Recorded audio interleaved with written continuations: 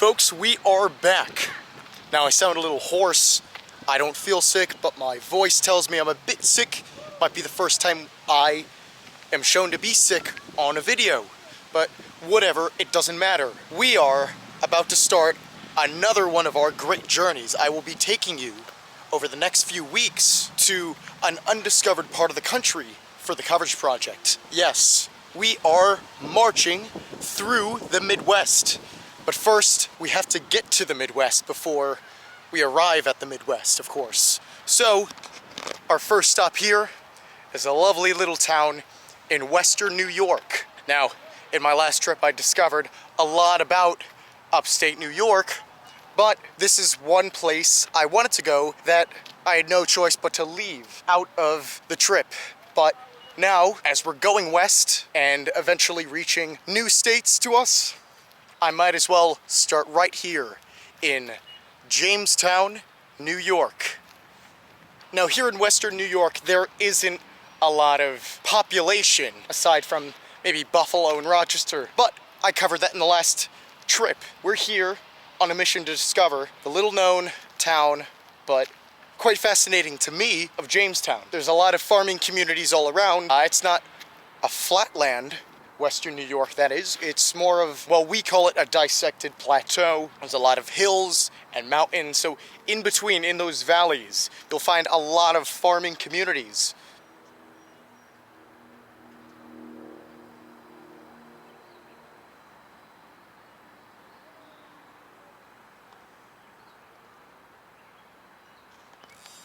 Now, in these videos, you may have noticed that I talk about the physical geography of these locations quite a lot, and that's no mistake. I like to think of it as it being such an important factor to these videos, because then you can get a background of maybe why a certain location was settled, or why it grew. When I talk about the rivers in a certain location, oh, that's very important. You cannot have a civilization or a settlement without some source of water. And so whenever I go to a place, I like to find the river at which the town is located.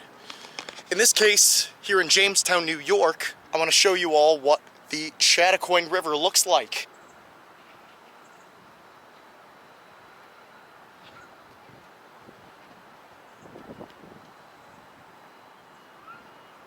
Now, in my opinion, I'd consider the Chattacoin River less of a river and more of just some stream. I wish it was called the Chattacoin Stream or Chattacoin Run or whatever fun little water name it's given. Just not river, it doesn't seem like one. And that's because it's only about 7 to 8 miles long. It only flows for about the length of one county. Chautauqua County, that's where we are right here, and it flows through the majority of it, but then it just acts as a tributary to another creek, which is then flowing into the Allegheny River, which is itself a tributary of the major Ohio River. And so when you have tributary leading into tributary, leading into tributary, leading into this river, you can see why the Chattacoin River is not that large. But nevertheless, it is significant because this is enough fresh water to give Jamestown, New York, its population. One thing I have noticed people doing here in the Chattacoin River, it's a nice, beautiful day, and I guess so many people along the banks are having a good day fishing. So I'm not sure how many fish are in here, but enough fish, I guess, to attract a sizable community of people who love going out for a day fishing.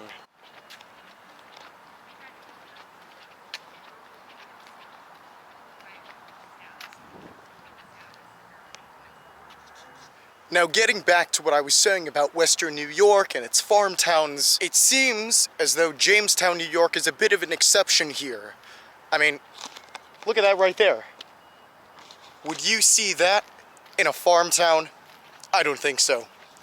Jamestown has a long history of manufacturing things. It was actually once known as sort of the furniture capital of the country. Among furniture, they also manufactured a lot of items that were patented, and when you get a patent, I guess the whole town chips in to work on the product. I don't really know how it works there, but a lot of goods that were invented were manufactured right here. Let's head into the downtown area of Jamestown to really get a look at what a manufacturing city can look like here in western New York, of all places.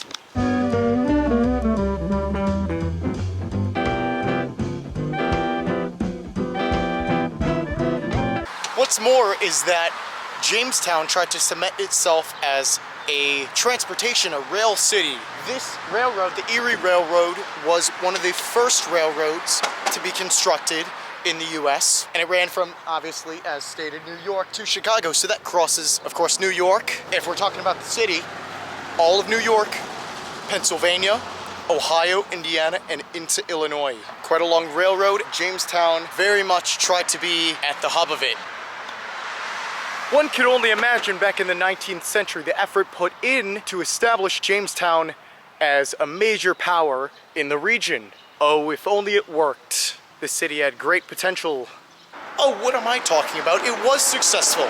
It's only after deindustrialization, after World War II, and industry and manufacturing sort of went downhill all over the North, that Jamestown, like many other cities, fell into a bit of decline. But let's appreciate the fact that at one time, Jamestown was a very successful city.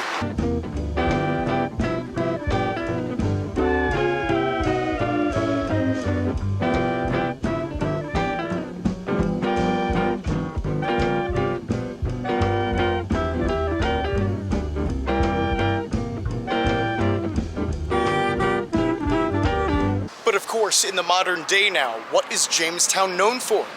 Well, that's a funny question, you may ask. Literally, it's a funny question, because Jamestown is now known as the comedy capital of the US. And it all started with a resident, Lucille Ball. Now, if you don't know who Lucille Ball is, that's a darn shame. And that show garnered so much appreciation across the United States, and it's sort of Jamestown's claim to fame that the main actress in that show is from right here, Jamestown, New York.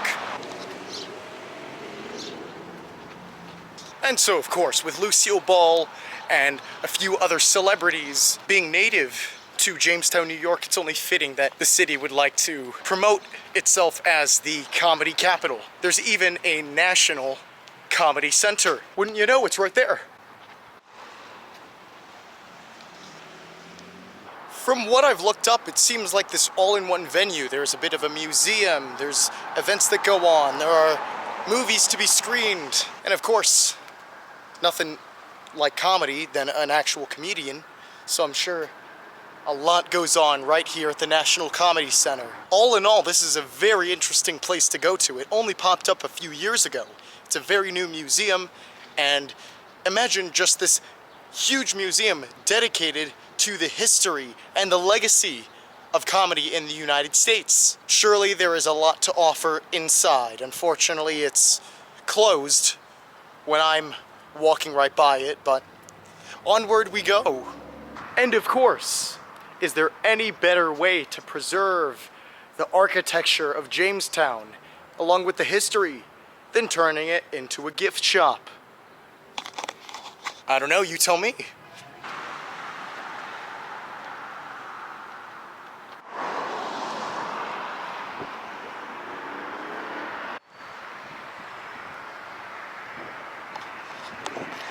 See, isn't it amazing how small towns and cities like these can hold the key to iconic American culture?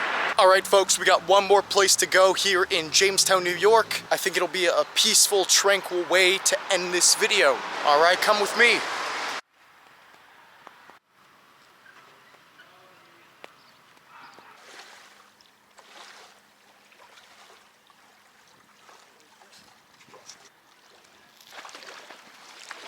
Well, although we are now no longer in Jamestown, we are still in a neighboring town under sort of the Jamestown area. So I'll still call it under this video, Jamestown. But right here we are at Lucille Ball Memorial Park. It's a nice, peaceful park right up against Lake Chautauqua. This is the lake, which, like I told you all, flows some of its waters down the Chautauqua River. Is it Chautauqua?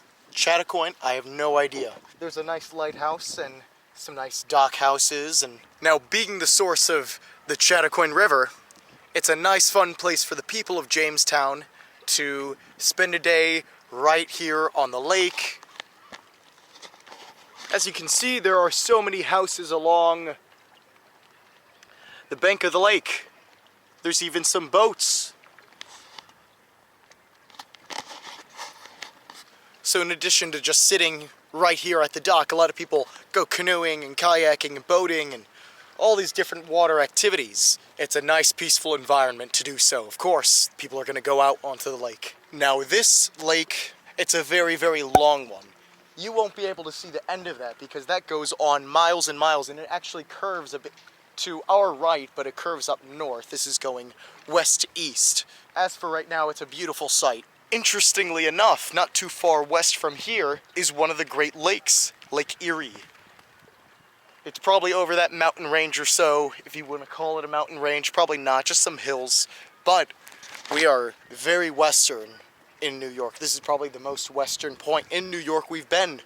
Anyway, enough of me rambling on and on. Let's finish the video on a good note. So yeah, Jamestown, New York is a wonderful place. It's actually, I think, a very underrated place if you want to visit different places in New York State. From the natural wonders to the things you can do in the city. It's a great place to just go for a day trip if you are going along that path like we are. But yes, we are going west. Grab your pioneer gear and farming tools. We are going west to the Midwest. So yeah, get excited for this new journey. We are going to enter quite a few new states, find some new places, exciting places. We'll be able to do a lot. But anyway, coming from Chautauqua Lake, nearby Jamestown. More travels to come. I will see you at the next location.